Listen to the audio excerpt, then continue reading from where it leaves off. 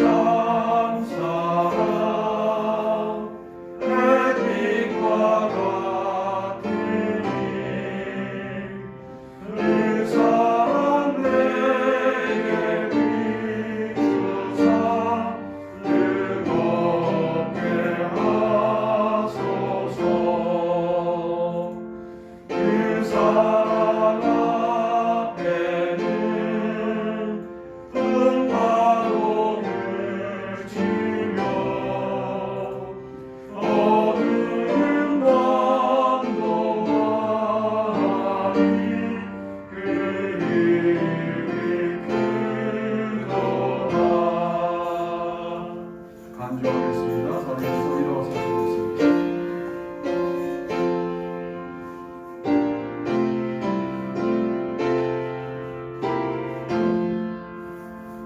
하나님 사랑은 온전한 참 사랑 내 맘과 영에 채우사 생일을 주소서. 아멘.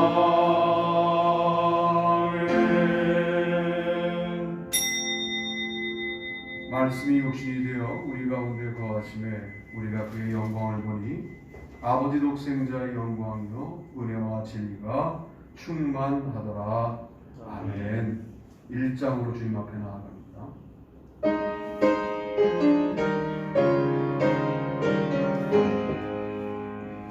만복의 근원 하나님 온 백성 찬송 드리고 저 천사여 찬송하세 찬송 성부 성자 성령 아멘. 사도신경을 암송하심으로 신앙 고백을 하나님께 올립니다.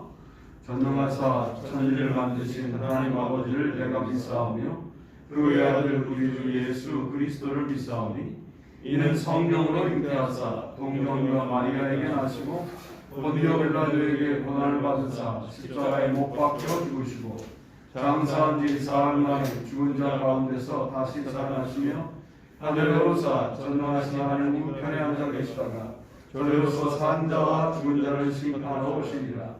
성령을 믿사오며 거룩한 공회와 성도와 서로 교통하는 것과 죄를 사하여 주시는 것과 몸에 사는 것과 영원히 사는 것을 믿사옵나이다. 아멘. 교동문 63번입니다. 왕이신 나의 하나님이여 내가 주를 높이고 영원히 주의 이름을 송축하리이다. 내가 날마다 주를 송축하며 영원히 주의 이름을 송축하리이다. 여호와는 위대하시니 크게 찬양할 것이라 그의 위대하심을 측량하지 못하리로다. 대대로 주께서 행하시는 일을 크게 찬양하며 주의 능한 일을 선포하리로다. 주의 존귀하고 영광스러운 위엄과 주의 기이한 일들을 나는 작은 소리로 읊조리리이다. 사람들은 주의 두려운 일의 권능을 말할 것이요 나도 주의 위대하심을 선포하리이다. 그들이 주의 크신 은혜를 기념하여 말하며 주의 의를 노래하리이다. 여호와는 은혜로우시며 긍휼이 많으시며 노하기를 더디하시며 인자하심이 크시도다. 여호와께서는 모든 것을 선대하시며 그 지으신 모든 것에 긍휼을 베푸시는도다. 여호와여 주께서 지으신 모든 것들이 주께 감사하며 주의 성도들이 주를 송축하리이다. 아멘. 다 자리에 앉겠습니다. 저와 기자님 기도 인도하시겠습니다.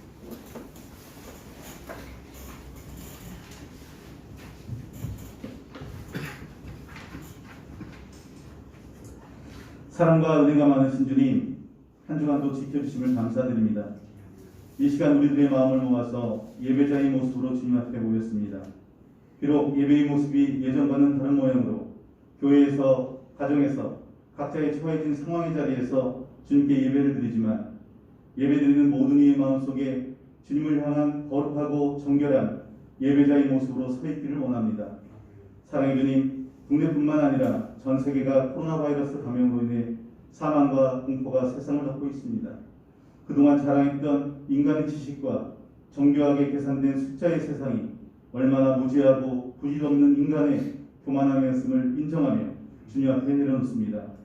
주님, 우매한 양 같은 저희들에게 자비를 베푸시어 인간의 한계를 드러낸 이번 팬데믹 사태가 하루빨리 안정되어 세상이 무너진 곳에 주님의 사랑이 있게 하시고 교회의 공예배가 회복되는 은혜가 있게 하옵소서. 주님, 이럴 때일수록 세우신 교회가 사회의 어떤 기관보다도 본이 되는 모습을 갖게 하시고 성도의 삶 속에서도 좁은 길을 걸어가며 약하고 소외된 곳을 찾아보고 손을 내밀 수 있는 넉넉한 마음을 갖게 하옵소서.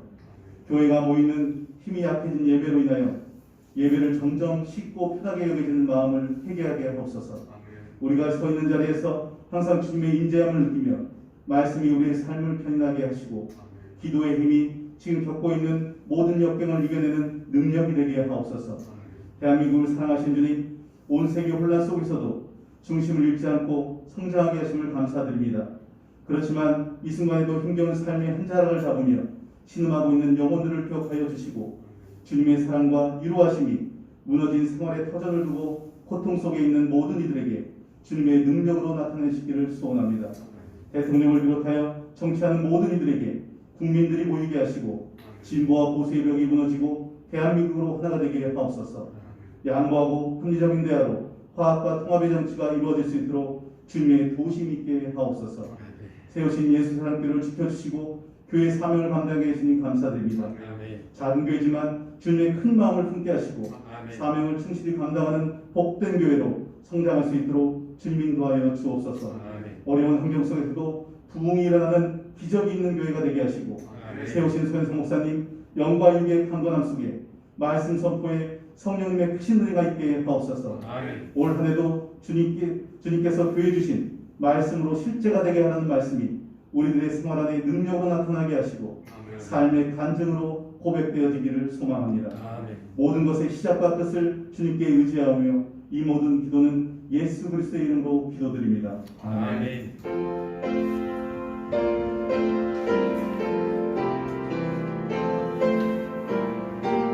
우리도 찬양으로 기도합니다. 315절입니다.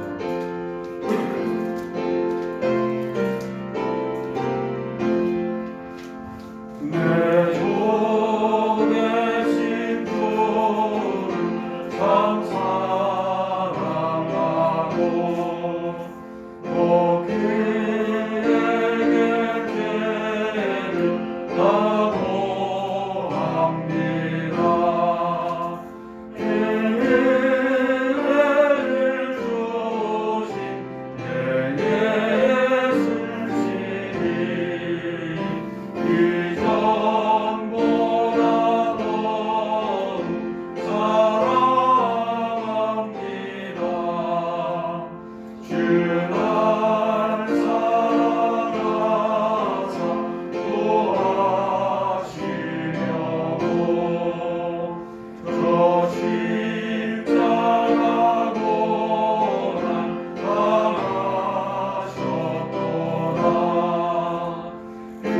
그것이 원수신 내 주의 오니 이전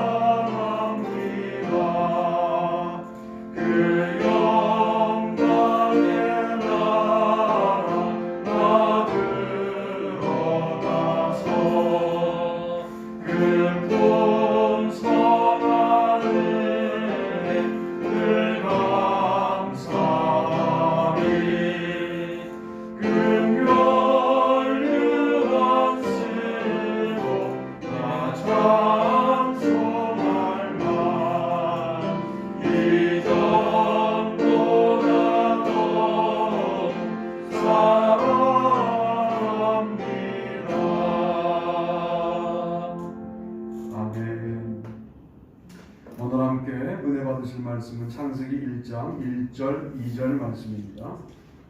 잘 아시는 말씀이니까 찾아서 합독하신 후에 말씀을 나누겠습니다. 읽습니다. 태초에 하나님이 천지를 창조하시니라.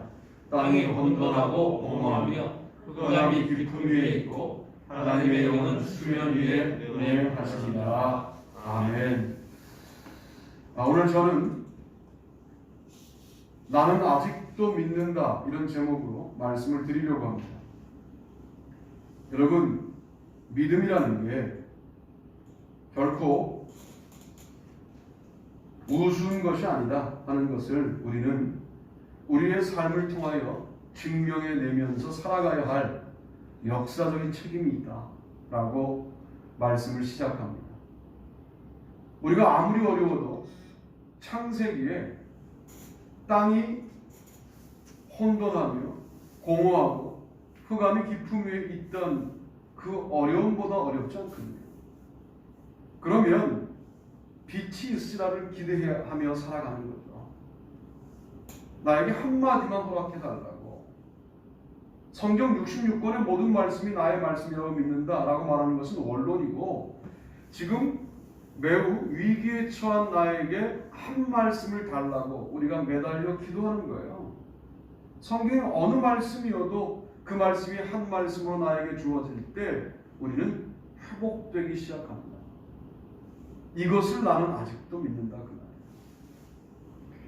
그래서 세상 사람들이 바라볼 때 우리들은 영원히 세상의 애뚜랑제 이방인이어야 되는 거예요. 세상은 근거가 있어야 믿고 믿을 만한 논리가 있어야 믿고 어느 정도 되어 있는 결과가 있어야 그 다음을 믿는데, 우리는 어느 정도 되어 있지 않은 일에도 하나님이 명령하시면 된다고 믿는 참으로 대책 없는 사람들이 우리들이거든요. 그러나 그 믿음을 포기하면 전부를 세상에 내어준 것이 되기 때문에 우리는 아직도 믿어야 한다 하는 말씀을 드리고 싶은 거예요. 우리가 레위기까지 갔어요. 그래서 제가 오늘 창세기, 출애굽기, 레위기 이렇게 크게 설교를 한번 해야 되겠다라고 마음을 먹었어요. 1번 보시죠.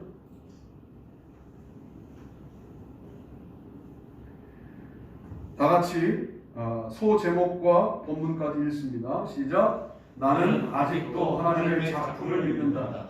태초에 하나님이 천지를 창조하시니라. 땅이 혼돈하고 공허하며 흑암이 깊음 위에 있고 하나님의 영은 수면 위에 운행하시니라. 아멘. 창세기 1장 1절로 2절인데 여기서 특별히 운행하시니라 이 표현은 뭐냐면 어미닭이 새끼닭을 품고 그 어미닭의 미래를 그 품 안에서 모두 관리하고 사랑으로 베풀고 있다. 이런 식의 표현입니다. 운행하시니라. 지금도 하나님을 우리는 어떻게 고백해야 되냐면 우리를 운행하시는 분으로 고백해야 되는 것이죠. 그리고 내가 하나님의 작품이다 하는 사실을 믿는 순간 이건 완전할 수밖에 없어요. 그런데 왜 죄를 짓습니까? 그것은 우리가 죄를 지을 수밖에 없는 연약한 죄인이라는 사실을 인정하면 끝나는 건데, 그 죄를 짓는 것 때문에 우리가 어떻게 되냐면 사탄의 참소하는 소리에 넘어가는 거예요. 거봐, 너는 하나님의 작품이 아니야가 사탄의 참소인 것이죠. 거기에 넘어가면 그렇게 됩니다. 그래서 어거스틴은 뭐라고 말했냐면 악은 존재하지 않는 거다. 악은 선의 부재이다. 이렇게 말했어요. 악을 선의 부재라고 말할 수밖에 없는 어거스틴의 신학적 입장은 뭐냐면 그럼 하나님이 악도 만들었다는 이야기냐? 여기가 해결이 안 되는 거예요. 악은 그러니까 선이 없는 상태이다 라고 설명하는 겁니다. 여러분의 죄는 하나님의 형상에 왜곡된 모습이다. 그 왜곡을 시키는 놈이 있는데 그 놈이 사탄이라는 겁니다. 거기에 넘어가지 말고 우리에게는 좋은 길 하나를 만드셨어요. 그 좋은 길이 뭐냐면 예전에 같으면 그것을 대속죄를 모아가지고 한 번에 제사를 드려야 되는, 그때 또 빼먹은 죄는 그 다음에로 몰아야 되거든요. 그러니까 세세한 회개가 안 되죠. 구약의 제사 방법 가지고는 우리가 온전하게 회개했다고 말하기가 무척 어려울 것 같아요. 여러분 지난주에 지은 주일이 다 기억나십니까? 이것도 기억 안 나는데 1년치를 모아서 한꺼번에 속죄 제사를 지낸다? 이게 완벽할 수가 없죠. 그러니까 예수 그리스도의 돌아가심을 통해서 우리가 예수 그리스도의 이름으로 회개하면 끝나는 아주 좋은 길을 주님께서 만들어 놓으신 거죠. 여러분 이 길을 애용하고 계시겠지만 그 길을 애용하는 것에 관련하여 여러분들이 어떤 뻔뻔한 모습으로 애용한다고 할지라도 그 은혜를 넘어서기는 어려워요. 왜냐하면 하나님과 동등한 하나님의 아들이 십자가에 달려 돌아가심으로 만들어 온 그 길을 우리가 걸어가는 건데 사탄은 뭐라고 참소하냐면 너 같은 죄로 지금 몇십 년간 기도하잖아. 이렇게 참소하는데 그게 인간이에요. 거기에 머무르시란 말씀이 아니라 그게 인간이에요. 그 사탄의 참소에 동의해 주지 말고 여전히 십자가의 길로 나아가 회개하시면 된다 하는 말씀을 드리고 싶은 거예요. 어떤 일이 있어도 나는 하나님의 작품이라는 사실에 관련하여 의심하지 마십시오. 우리는 그의 만드신 바라라고 에베소 말씀에 말씀하지 않습니까? 주님이 우리를 만드셨다라고 말한다면 완전할 수밖에 없어요. 선할 수밖에 없어요. 아름다울 수밖에 없어요. 할렐루야. 아멘. 그런 믿음을 가지고 우리가 자신감 있게 인생을 살아갑니다. 왜? 나를 만드신 분이 주님이시다. 이게 창세기에 우리가 취해야 될 아름다운 믿음의 내용이 아니냐 하는 말씀을 드리고 싶은 거예요. 내가 하나님의 작품이라는 사실을 창세기는 뭐라고 말씀하느냐? 1장 26절 28절 말씀에 이렇게 말씀합니다. 하나님이 이르시되 우리의 형상을 따라 우리의 모양대로 우리가 사람을 만들고 그들로 바다의 물고기와 하늘의 새와 가축과 온 땅과 땅에 기는 모든 것을 다스리게 하자 하시고 하나님이 자기 형상 곧 하나님의 형상대로 사람을 창조하시되 남자와 여자를 창조하시고 하나님이 그들에게 복을 주시며 하나님이 그들에게 이르시되 생육하고 번성하여 땅에 충만하라 땅을 정복하라 바다의 물고기와 하늘의 새와 땅에 움직이는 모든 생물을 다스리라 하십니다. 이게 하나님의 형상입니다. 완벽한 복을 말씀하고 있지 않습니까? 하나님이 그들에게 복을 주시며 하나님과의 관계가 아름답게 설정되어 있는 이 하나님의 형상 뿐만 아니라 땅에 충만하잖아요. 그리고 물고기와 새와 온 땅과 땅에 기는 모든 것을 다스리잖아요. 그러면 이것은 자연과의 아름다운 관계를 말하는 것이죠. 그 중에 가축과 그건 뭡니까? 재물과의 관계가 아름답게 서 있는 거예요. 그러니까 완벽한 신앙인 거예요.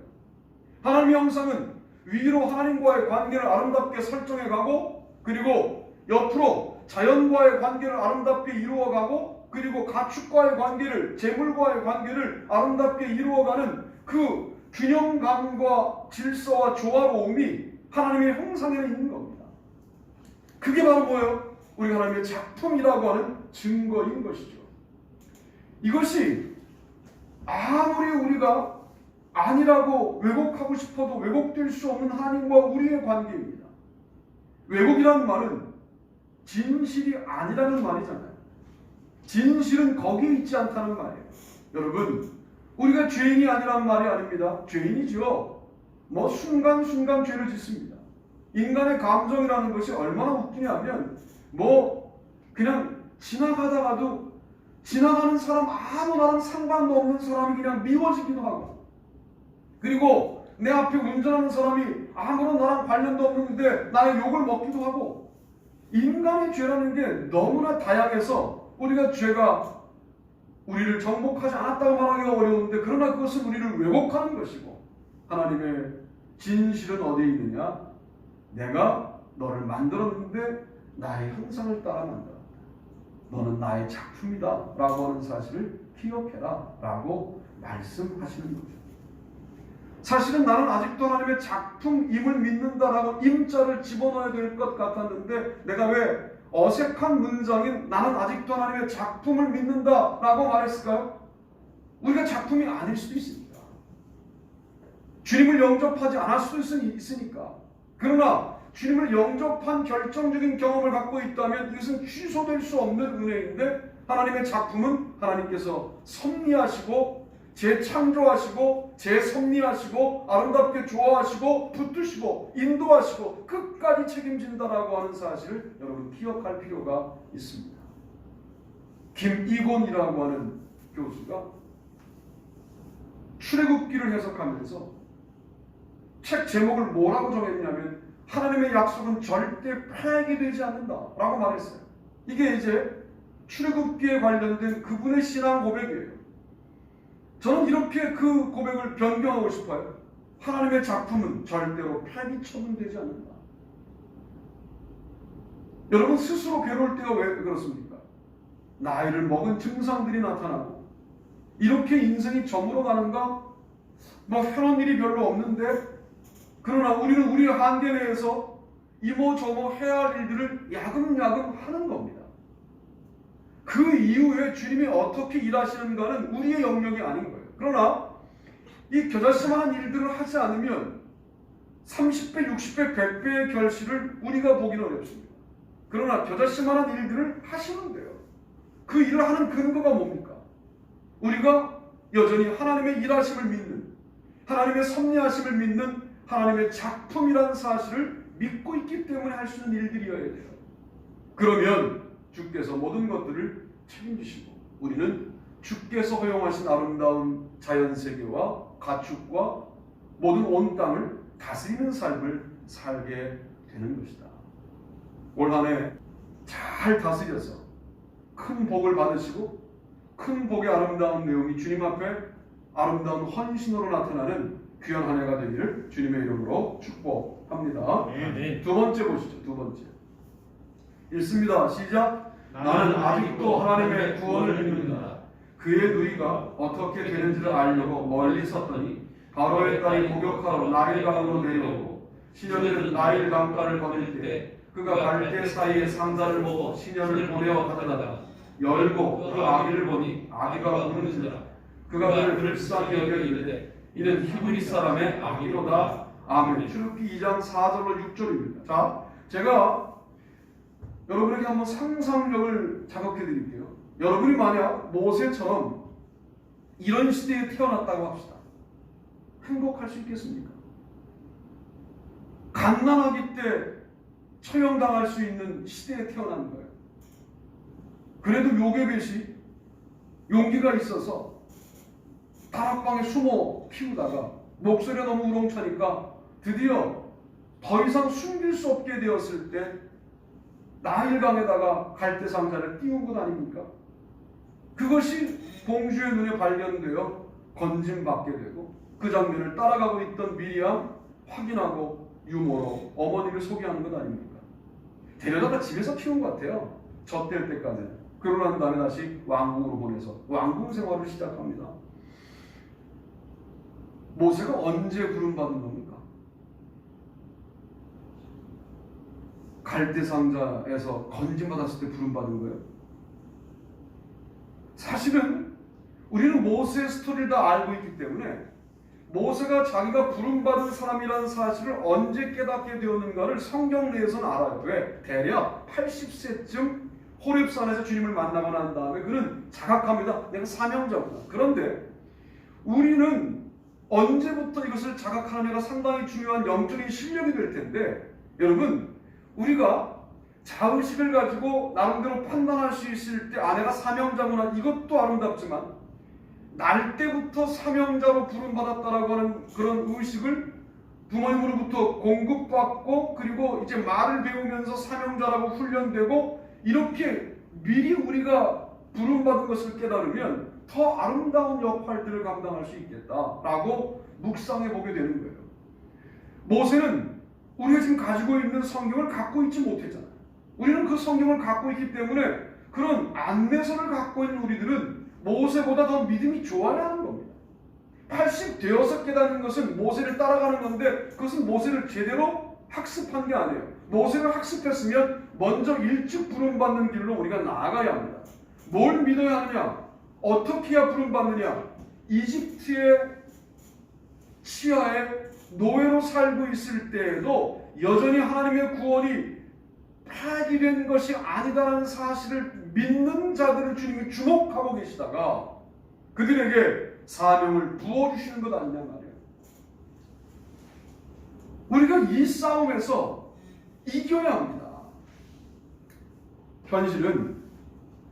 현실은 하나님의 구원을 말하기가 어려운 현실이 우리의 현실이에요. 여러분 그때에도 주눅들지 말아야 합니다. 한 초등학교 4학년 학생이 시를 썼어요. 신이라는 신발의 신이라고 하는 시를 썼어요. 신은 장사이다. 온몸을 든다. 이렇게 썼어요. 관점이 달라야 돼요. 나는 왜 맨날 신발이어서 눌려야 해? 이런 관점에서는 주님의 사명자로 쓰임받기가 어렵습니다. 그런데 내가 들고 있는 거지. 주님이 들게 하시는 거지. 주님이 지금 나를 통하여 세상을 들고 있는 것이지 라고 고백할 수 있다면 여러분 우리는 어떤 위치에서도 쓰임받을 수 있는 사람이 되는 것이죠. 이철수라는 시인은 이런 식의 내용의 시를 썼어요. 오늘 상당히 기분이 나빴다는 거예요. 그 시의 내용이 한 줄짜리예요. 그러다가 어느 길을 가는데 확 모진 비바람에도 버티고 서 있는 풀들을 봤다는 거예요. 그래서 마음을 풀었다. 이렇게 써요, 시인이. 참, 그 감수성이 살아있죠. 어떤 사람 때문에 너무 기분이 나빠가지고 막 그냥 욕하고 오다가 모진 비바람에도 자기의 자리를 지키고 있는 그 풀한 포기를 보면서 마음을 풀었다. 우리는 그건 그거고 이건 이거잖아요. 그런데 시인은 달라요. 풀한 포기보다도 못할 때가 있죠, 우리가. 여러분, 아무리 어려워도 모세가 살았던 시대보다 어렵진 않습니다. 우리는 지푸라기도 안 주고 벽돌을 만들어내라고 말하는 폭군이 있지는 않습니다. 우리는 그래도 대한민국이라고 하는 국호를 사용하고 있습니다. 나라 이름이 없지 않습니다. 우리의 이름도 사용합니다. 자유롭습니다. 기도할 수 있습니다. 예배할 수 있습니다. 그래도 우리가 사는 시대가 제일 어렵다고 모든 사람들은 그 시대마다 말하고 있어요. 그때 우리가 분명히 믿어야 될 하나님의 믿음은 뭐냐면 여전히 나는 하나님의 구원을 믿는다. 할렐루야. 아멘. 여러분 이 믿음이에요. 그러면 목사님 아직도 하나님의 구원을 믿으면 모든 게 해결되나요? 네. 그러나 내가 언제란 말을 하지 않잖아요. 이게 왜 이렇게 말할 수밖에 없느냐 하면 성경이 그래요. 성경의 안내가 그렇습니다. 지금 당장 내가 닥친 무엇이 얼마 부족하고 또 얼마나 아프고 또 누가 죽고 넘어지고 하는 이런 모든 문제에 대해서 여전히 나는 하나님의 구원을 믿는다라고 말하면 해결됩니까? 네. 그러나 언제 어떻게 하는 말을 내가 할 수는 없어요. 성경이 그렇게 말합니다. 그런데 이 시간을 지나고 있는 동안 그 믿음을 유지한 사람과 그 시간을 지나는 동안 그 믿음을 놓친 사람은 결과가 다를 수밖에 없지 않겠습니까? 과정 또한 다를 수밖에 없지 않겠습니까? 우리가 이 믿음이 결코 현실적으로 효력이 없는 것처럼 보이는 이 시기가 상당한 유혹의 시기인데 그 시기에도 나는 여전히 아직도 하나님의 구원을 믿는다. 이런 관점으로 출애굽기를 다시 읽으십니다.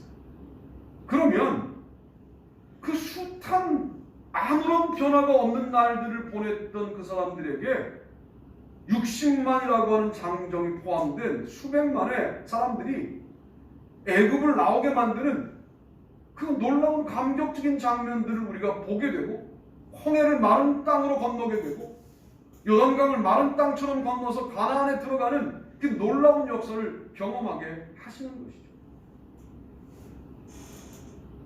우리 인생 가운데 그런 경험이 없을 수도 있어요. 그러나 믿음이라는 게 뭡니까? 그런 경험이 있든 없든 나는 여전히 하나님의 구원을 믿는다라고 외치며 죽어가시면 돼요. 그러면 그 열매를 우리의 후손들이 따거나 그 열매를 우리가 아닌 우리가 전도한 다른 초신자들이 딴다면 얼마나 아름답습니까? 믿음을 그렇게 좀 거시적 관점으로 볼 필요가 있는데 우리는 매우 급합니다. 내가 기도한 건 내가 따야 되고 내가 먹어야 되고, 그러나 그런 것이 전혀 없는 건 아니라 없는 부분도 결코 실패한 것이 아니다 라고 말씀을 드리면서 하나님의 구원을 믿는 아름다운 믿음으로 살아가시기를 주님의 이름으로 축복합니다. 하나님의 구원을 믿는다면 우리는 아무것도 하지 않으면 됩니까? 아니죠. 숨겨서 키우잖아요. 최선을 다한다고. 성실하지 않은 사람들에게 하나님의 구원을 믿는 믿음이 생긴다? 이런 식의 가짜들은 존재하지 않아요. 성실하니까 하나님의 구원이 믿어지는 거예요. 하나님의 구원만 믿고 나는 뒷짐지면 되는 것 아니냐, 이런 식의 해석들 할 수 없어요. 왜? 아들을 숨겨서 키우잖아요. 자기 어떤 인간적인 사랑을 최선을 다해 표현하잖아요. 마지막에 그저 죽게 내줄 수도 있지만 그렇게 죽이느니 차라리 내가 나일강에 뛰어 하나님의 일을 보겠다라고, 이게 궁여지책 가운데 만들어진 방법이지만 인간이 취할 수 있는 최고의 성실성으로 갈대상자에 엽청을 발라 아이를 나일강에 띄우는 선택을 하지 않습니까? 인간적으로 요괴를 할 수 있는 전부를 다한 거죠. 최선을 다한 거예요. 최선을 다하지 않고 하나님의 구원을 믿는다라고 말하는 것은 어쩌면 직무유기에 해당됩니다. 최선을 다하셔야 돼요. 인간이 할 도리를 다 합니다. 그래도 안 되는 일들을 어떻게 할 겁니까? 그때 주님께 내가 주님의 구원을 믿음으로 이제 나의 인간적인 한계로서의 최선은 여기까지입니다 하고 내려놓는 일들이 일어나게 될 때 주께서 긍휼히 여기셔서 그 아이의 생명을 건지시게 되는 거죠. 여러분, 우리의 최선은 뭐고 우리의 하나님의 구원을 믿는 믿음은 어떤 상태인가에 대하여 다시 한번 생각해 보셔야 돼요. 내가 하나님의 구원을 믿는다고 뭐 대단히 잘된 게 없는 것 같다라고 하는 어쩌면 세상의 꼬드김에 이미 논리적으로 굴복당해서 이제 더 이상 믿음이라는 것이 그렇게 위대한 것처럼 보이지 않는 시대를 살아가고 있다면 여러분, 시대에 휩쓸려가고 있는 겁니다. 시대에 역행할 수 있는 용기가 있어야 되는데 그 용기는 뭐냐? 나는 여전히 하나님의 구원을 믿는다. 삶이 만만치 않아도 당장 내일, 모레 모든 불확실성이 나를 지배한다고 할지라도 나는 여전히 하나님의 구원을 믿는다. 이집트의 포로기라고 하는 그 시대를 살아갔던 그 사람들의 그 믿음을 이스라엘 백성들은 바벨론 포로기에 그대로 전수받아 출애굽기를 다시 쓰면서 출애굽기를 살아갔던 사람들의 이야기를 다시 기록하면서 자신들의 믿음에 그 아름다운 선조들의 믿음을 그대로 전수받아 지금 상황에 출애굽시킨 하나님이 우리를 바벨론에서 출바벨론 시키지 않겠느냐라는 믿음을 갖고 출애굽기를 그때 기록하는 것 아닙니까? 놀라운 일이죠. 우리는 또 어떤 출애굽기를 기록하며 나아갈 것이냐, 이 문제가 우리에게 주어져 있는 오늘날의 문제입니다. 다 어려워요. 아니, 성경의 어떤 시대에 들어가서 그 사람들의 삶을 하나 꺼내보세요. 그들도 어려워요. 성경의 어느 시대의 사람 하나를 꺼냈는데 야, 너는 행복했잖아, 거의 없어요.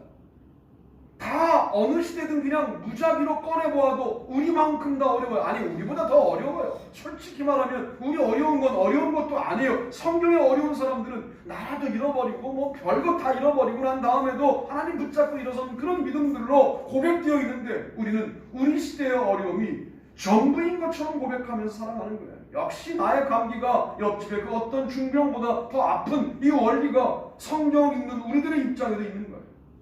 여전히 나는 하나님의 구원을 믿는다. 이 믿음 가운데 서시게 되기를 주님의 이름으로 축복합니다. 아멘. 마지막 세 번째로 본문을 읽습니다. 시작. 나는 아직도 하나님의 원칙을 믿는다. 여호와께서 회막에서 모세를 부르시고 그에게 말씀하여 이르시되 이스라엘 자손에게 말하여 이르라. 너희 중에 누구든지 여호와께 예물을 드리려거든 가축 중에서 소나 양으로 예물을 드릴지니라. 그 예물이 소의 번제이면 흠없는 수컷으로 평화문에서 여호와 앞에 기쁘게 받으시도록 드릴지니라. 아멘. 레위기 1장 1절로 3절. 이제는 재물을 가축으로 드려야 한다라고 하는 원칙을 레위기에서 제시하시는 거죠. 너 정말 네가 하나님의 작품임을 깨닫고 싶어? 네가 하나님의 구원의 아름다운 믿는 자임을 깨닫고 싶어? 그러면은 예배자가 되라 라고 말씀합니다. 여러분, 예배는 원칙입니다. 이 원칙은 사실은 어떤 형태로 예배를 드리든 주님 앞에 온전하게 드려야 될 귀한 내용들인 거예요. 예배를 통하여 주님을 만난다라고 하는 것이 정말 나의 삶에 아름다운 능력들이 되어야 합니다. 제가 경험한 바에 따르면 청년부를 목회할 때도 그렇고 교육부를 목회할 때도 그렇고 또 어른들 설교할 때도 그렇고 부흥될 때 어떤 고백들을 듣냐 하면 이런 고백들을 많이 들었어요. 일주일 사는데 문제를 가지고 일주일을 살면서 야, 이 문제가 어떻게 해결될까 하는 고민을 가지고 왔는데 오늘 예배를 통하여 그 고민에 대한 해답을 발견했다고 하는 고백들을 해요. 여러분, 이게 말씀과 우리의 삶의 거리가 상당히 근접해 있을 때 부흥이 일어나는 거예요. 그게 더 중요한 예배예요. 오늘 우리가 지금 말씀을 그냥 이렇게 아주 거칠게 전달받는 오늘만 중요한 예배가 아니라 우리가 일주일 살아가는 동안 이번 주간은 민수기 주간이잖아요. 민수기 주간 동안에 열심히 말씀을 읽으면서 그 속에서 은혜를 받고 그 말씀과의 거리가 좁혀지기 시작할 때 이상하게 부흥이 되는 거예요. 이상하게 영혼들이 붙는 거예요. 이상하게 영혼들이 능력을 발휘하는 거예요. 그리고 상처받았던 영혼들이 나오는 거예요, 주님 앞에. 이런 놀라운 회복의 역사들이 올 한 해 분명히 우리 교회에 있게 될 줄로 믿습니다. 그러려면 여전히 하나님의 원칙을 믿어야 돼요.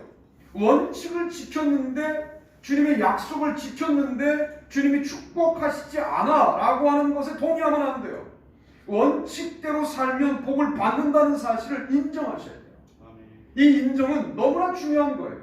그래야 원칙을 지키는 자들이 우스운 자들이 아니라는 사실을 깨닫게 되는 겁니다. 우리가 드리는 예배가 가축으로 드리는 예배가 되어야 되는데 흠없는 것으로 드려야 한다. 주님은 흠이 없는 것을 너무나 좋아하시는 거죠. 중요한 원리를 말씀드리자면 예배당에 들어와 여러분들이 예배하기 전에 회개하시는 기도를 먼저 하셔야 한다는 말씀을 드려요. 우리가 제물되어 주님 앞에 예배하는 이 시간에도 그냥 죄가 기억남에도 불구하고 그냥 앉아있다면 하나님의 감동이 덜할 거예요. 그런데 기억나는 죄가 있어요. 그래서 주님 앞에 기도하고 예배를 드리면 이상하게 감동이 돼요. 영적인 존재가 그런 겁니다. 그래서 회개를 먼저 한 후에 예배당에 들어와 예배하셔야 된다. 그럴 때 흠없는 제물이 된다. 너무나 간단하잖아요. 저 바깥에서 예배하기 전에 뭘 잡아야 한다, 피를 흘려야 한다, 복잡한 과정이 있다면 누가 회개하고 들어오겠어요? 참 어려운데 이제는 우리가 주님의 이름을 깊이 있게 묵상하고 그것도 죄였네요, 저것도 죄였네요 라고 고백하고 들어오면 예배가 된다라고 말씀하는데도 불구하고 너무 쉽고 편리하니까 도리어 못하는 일들이 벌어지게 되는 거죠.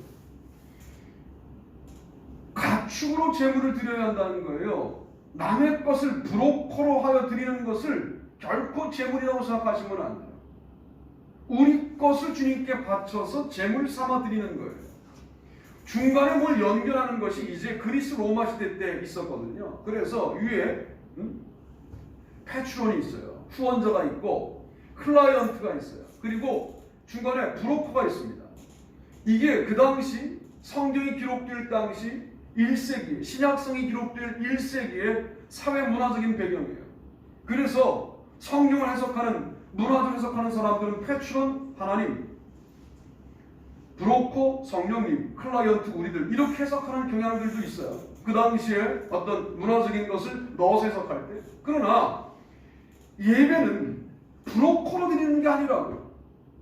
예배는 누군가에게 내가 무슨 선한 일을 하여 그 사람을 주님께 연결했다. 이것에서 우리가 예배를 드리는 것이 끝나는 문제가 아니에요. 직접 주님 앞에 어떤 제물과 어떤 예배와 어떤 정성을 드릴 것이냐의 직접적인 문제이지. 브로커 행동을 해서 주님께 나아간다. 이것은 결코 복음적인 선택들이 아니다 하는 말씀을 드려요. 그런 역할을 하지 말라는 말이 아니라 그런 역할을 하고 대단한 일을 했다라고 착각하지 말라는 거예요. 당신의 직접적인 헌신과 희생이 얼마나 있었습니까? 당신의 가축을 주님께 얼마나 바쳤습니까? 이건데 남의 가축을 많이 바치도록 중대했다. 그리고 마치 자기가 바친 것처럼 착각하는 게 있단 말이에요. 우리가 특히 목사들에게 많아 이런 것들이.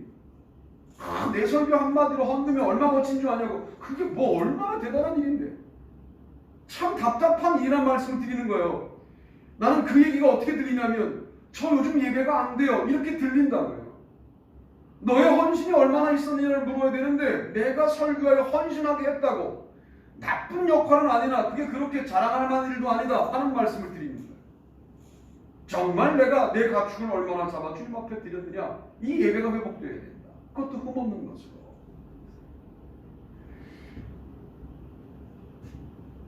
레위기 27장 9절 10절에 보니까 사람이 서원하는 예물로 여호와께 드리는 것이 가축이면 여호와께 드릴 때는 다 거룩하니 그것을 변경하여 우열간 바꾸지 못할 것이요 혹 가축으로 가축을 바꾸면 둘 다 거룩할 것이며. 레위기 27장 9절 10절인데 참 무서운 말씀이죠. 내가 A라는 가축을 바치려고 하다가 사실 아까워. 여러분 그런 마음 있을 때 있죠. 아까워. 그래서 B로 바꿨어요. 둘 다 바쳐야 된다는 거예요. 참 하나님 못된 구석이 좀 있으시죠? 그래 네 마음이 흔들렸어? 야 둘 다 바쳐. 여기에 어떤 원리가 있는 거냐면 하나님은 이렇게 이해하시는 거예요. A를 바칠까 B를 바칠까 이렇게 마음 먹었어요. 마음 먹었을 때 이미 받으셨어요. 응? 하나님이 그렇다고 내가 그런 게 아니라 왜 자꾸 날 째려봐요. 응? A를 바치려고 그러다가 B를 바칠까 둘 다 받으셨어요. 왜? 다 마음 먹은 거니까. 마음 함부로 먹지 마요. 하나님 그때 받으셔요. 첫째 아들 너무 똑똑하니까 법대 보내고 둘째 아들 보내야지. 둘 다 보내야 돼. 그 원리잖아. 그죠? 둘 다 바쳐야 돼요. 참. 하나님 앞에 그 거룩하신 분 앞에 우리가 마음을 먹으면 너무 기쁘게 받으셔요. 변경 50번 B로 둘 다 바쳐요. 서원 예물은 대체 불가능하다 그 말이에요. 이게 원칙이에요. 여러분의 인생에 서원 예물이 얼마나 있습니까? 자꾸만 또 제물로 오해하지 마세요. 여러분의 인생 가운데 주님께 드리기로 하고 변경한 것들이 얼마나 있습니까? 제가 분명히 말씀드린 말씀에 의존하여 변경하기 전과 변경하기 후에 모든 것을 주님께 바쳐야 돼요. 마음을 먹었는데 하지 못한 일이 얼마나 있습니까? 그러니까 반드시 기억해서 하셔야 합니다. 왜? 마음을 먹었을 때 이미 받으셨어요. 대체할 수 없어요. 우리 인생 가운데 이것만큼은 내가 바꿀 수 없다라고 하는 그런 기준들이 있어요. 예배만큼은 절대 무너뜨리지 않겠다. 이런 원칙 참 좋습니다. 그리고 작은 일이든 큰 일이든 하기 전에 기도한다. 난 이게 원칙이다. 무너뜨리지 않을 대체할 수 없는 가치이다. 그거 지켜야 돼. 그리고 누군가를 절대 미워하지 않겠다. 대체할 수 없는 가치가 돼요. 이런 것들이 많아야 하나님의 사람인 거예요. 그런데 여러분 바벨탑 사건에 보면 돌이 없자 벽돌로 돌을 대신하고 진흙이 없자 엽총으로 진흙을 대신하고 이게 바벨탑이에요. 대체할 수 없는 것들이 있는 인생이 아름다운 건데 그걸 자꾸만 다른 것으로 대신한다? 그것을 세상은 뭐라고 말하냐면 당신 능력 있어. 어떻게 그걸 그렇게 풀었어? 세상은 그것을 능력이 있다고 말하고 세상은 그런 사람들에게 박수를 보내지만 그러나 거기에 너무 익숙해지면 임시 방편과 임시 변통에 익숙해지면 바꾸지 말아야 될 것들도 바꿔요. 그게 나는 아직도 하나님의 원칙을 믿는다 해서 유배된 삶이 되는 것 아니냐 말이에요. 정말 하나님의 원칙을 믿는다면 그걸 끝까지 유지해야 돼요. 그러면 주께서 그 믿음을 귀하게 보시고 우리를 반드시 세우시는 역사가 있게 될 것이다 하는 말씀을 드립니다. 레위기 27장 26절에 보니까 오직 가축 중에 처음 난 것은 여호와께 드릴 첫 것이다. 소나 양은 여호와의 것이니 누구든지 그것으로는 성별하여 드리지 못할 것이며 라고 말합니다. 우리는 이걸 뒤섞어서 첫 것을 주님께 제물로 드려요. 이게 안 된다는 거예요. 첫 것은 원래 주님 거예요. 그러니까 첫 것으로 구별한 것 말고 다른 것에서 제물을 정해서 첫 것도 바치고 제물도 바치라는 거예요.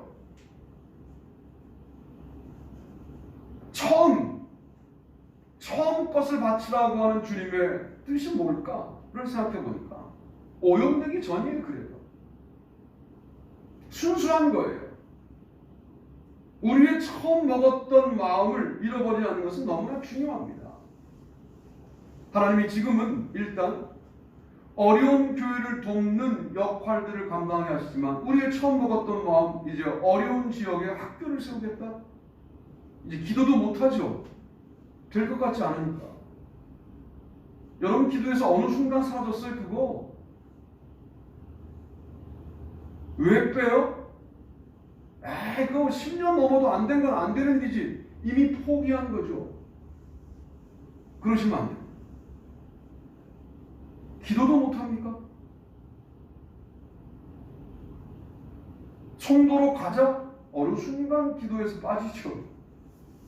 여러분의 기도를 듣고 있으면 좀 미안하기도 해요. 내가 얼마나 목회를 못했으면 저것이 스스로 안 될까봐 기도를 빼고 저렇게 기도하는구나 라고 그 기도문을 들으면서 제가 느껴져요. 그러나 그럴 때 기도를 한 번 더 하는 것이 능력이 된다 그 말이죠. 처음 먹었던 그 마음을 이미 하나님이 받으셨다니까요. 그럼 가야 되는 거예요. 해야 되는 거예요. 우리가 못하죠? 주님이 어디서 찾을 것 같아요 그거? 우리의 자녀들이 찾아요 분명히. 이 숙제가 뭐 인간적으로 결정한 것 같지만 그런 게 아니라 주님이 이미 받으신 재물을 주님의 긴 호흡 가운데 어디서든 취하고 받으실 텐데 바라기는 우리가 살아있는 동안 이 일들을 반드시 할 수 있는 교회가 되기를 주님의 이름으로 축복합니다. 아멘. 여러분 우리가 처음 것들을 그냥 우리도 모르는 사이에 슬쩍 내려놓는 일들이 있다는 말씀을 내가 지금 드리는 거예요. 눈에 보이는 그런 일도 있지만 눈에 보이지 않는 부분도 많이 있을 수 있다. 우리의 처음을 주님께 다시 챙겨서 드리는, 그러려면 그 처음의 감동으로 돌아가 드려야 되는 거니까 우리의 믿음이 그만큼 순수해지고 좋아질 수밖에 없는 거다. 이게 원칙입니다. 레위기 원칙은 가축으로 흠없는 것으로, 서원 예물은 대체 불가능성, 처음 것은 하나님의 것, 이 원칙을 우리가 지켜 나갈 때 주님이 우리를 가만두시겠는가 라고 하는 고백을 하게 되는 것이죠. 오늘 말씀을 정리합니다. 창세기에서는 나는 하나님의 작품을 믿는다. 주님의 섭리가 그 작품 안에 머물러 있어서 포기하지 않고 다스리시고 우리를 통치하셔서 우리로 하여금 다스리게 하시고 통치하게 하시는 놀라운 역사를 나는 아직도 믿는다. 이런 믿음이 필요하다는 거죠. 출애굽기에서 나는 아직도 하나님의 구원을 믿는다. 도대체 하나님의 구원을 믿고 살아온 나의 인생에 뭐 된 게 없는데, 그게 된 게 없는 게 아니라 이집트의 포로 생활 가운데 있었던 이스라엘 백성에게 모세라는 인물이 등장되어 하나님의 구원을 경험시키듯 나의 인생에 아직 하나님의 구원의 결정적인 역사가 출발하지 못했다라는 사실을 여전히 기대하며 믿고 있는 그 믿음이 중요한 건 아니다. 레위기에 나는 하나님의 원칙을 믿는다. 흠없는 것으로, 대체 불가능한 믿음으로 처음 것을 주님께 돌려드리면서 살겠다라고 하는 결단을 하시게 될 때 주님의 놀라운 은혜가 우리 가운데 임하여 주께 영광 돌리는 귀한 인생을 사시게 될 줄로 믿습니다. 아멘. 그런 분들 되시기를 주님의 이름으로 축복합니다. 아멘. 다 자리에서 일어나시겠습니다.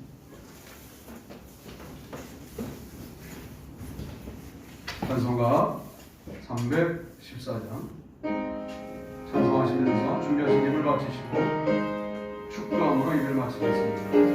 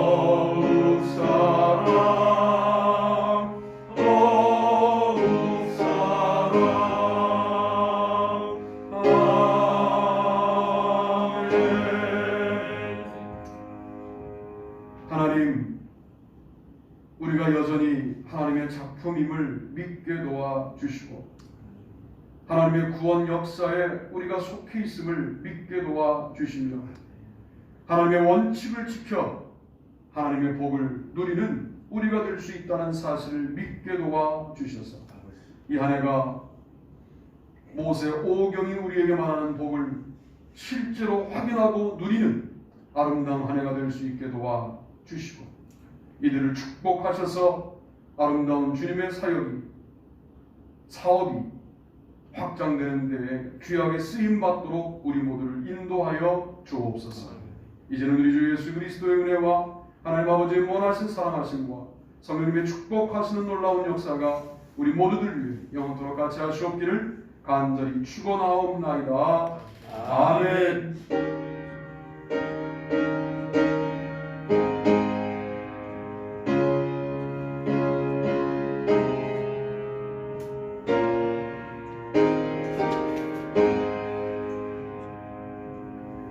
한 주간 동안 승리합시다 인사와 앉으시면 제가 광고 올리겠습니다. 1월은 소망의 달이고요. 성경적 소망으로 한번 살아보자 하는 거고요. 주일 예배는 11시에 교회에서 줌으로도 동시에 드립니다. 비대면 원칙인데 정부가 이제 10%만 대면 예배를 허락한다 이렇게 됐어요. 근데 10% 교회 줄 연결이 어려운 분들은 오셔도 되는데 몸을 잘 생각하셔서 오시고요. 그리고 교회는 계속해서 줌으로 예배를 하고 또 동영상을 보내드리고 녹음을 보내드리고 그렇게 하겠습니다. 박상희 집사님의 아버지 박인우 성도님 기억해 주시고 기도해 주시기 바라고 좀 유영석 권사님 어머니 손수자 권사님 그 다음에 문학 권사님 어머님 서병래 집사님도 다 요양원에 계세요. 그런데 면회를 못하니까 참 외로워서 그분들이 외로워서 더 아프실 것 같아요. 기도해 주시기를 바랍니다.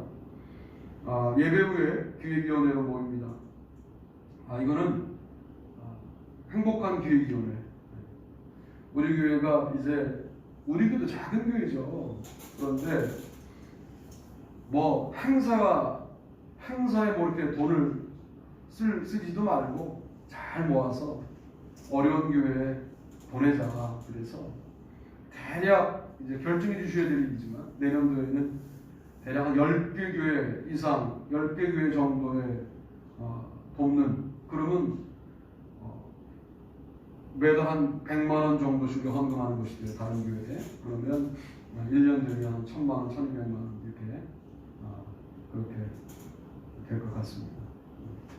우리 교회 예산에 사실 버거운 일이죠. 버거운 일이죠. 그런데 믿고 믿음을 가지고 하는 거죠. 그걸 우리 교회에 이제 해야 될 일도 장로님들이 동의해 주셨어요. 너무 감사하게 생각을 하고, 사실은 지금 후배 목사님들 중에는 막노동하러 다니시고 이런 분들이 있어요. 그래서 하고 교인이 없어요. 교인 자체가 없는 교회들이 너무 많아요. 감리교회 한 70%가 교인이 없어요. 사모님하고 둘이 드리는 거예요. 그러니까 이게 좀 생각해 보세요. 저도 가끔 사모님하고 드릴 때 있어요. 그게 몇 년 지속되면 참 지치는 일이거든요. 거기에 우리가 25일을 딱 날을 정해서 이렇게 보내드리면 얼마 큰 돈은 아니지만 10만 원씩 보내드려도 그분들이 그 돈을 가지고 얼마나 하나님께 감사하실까 그런 생각이 들어서 어려운 우리 교회가 어려운 교회를 돕는 거죠. 그러니까 너무 귀하잖아요. 네. 그래서 헌금이 그렇게 쓰인다 하는 사실을 말씀을 드리는 겁니다. 그래서 그 모임을 잠깐 다 얘기가 끝났지만 나온 거라 말씀을 드리고, 새벽 기도와 수요 금요 기도에도 줌으로 함께 하는데 여러분 그냥 쉽게 들어오실 수 있으니까 들어오시면 좋겠고, 오셔서 접속해 주세요. 그러면 말씀 함께 나누고, 평상시보다 좀 일찍 끝나죠. 일찍 끝나지만 여운을 가지고 기도하시고 사시면 좋겠다. 이번 주는 민수기 주간입니다. 민수기 주간 36점 정도 되는 것 같아요. 그러니까 읽으시고 또 민수기 설교도 함께 새벽에 은혜 나누시고 하시면 좋겠습니다. 다른 거 있으신가요? 없으시면 오늘도 건강하게 삶의 현장에서 자기 관리 잘 하시고 지내시길 바랍니다. 고생하셨습니다.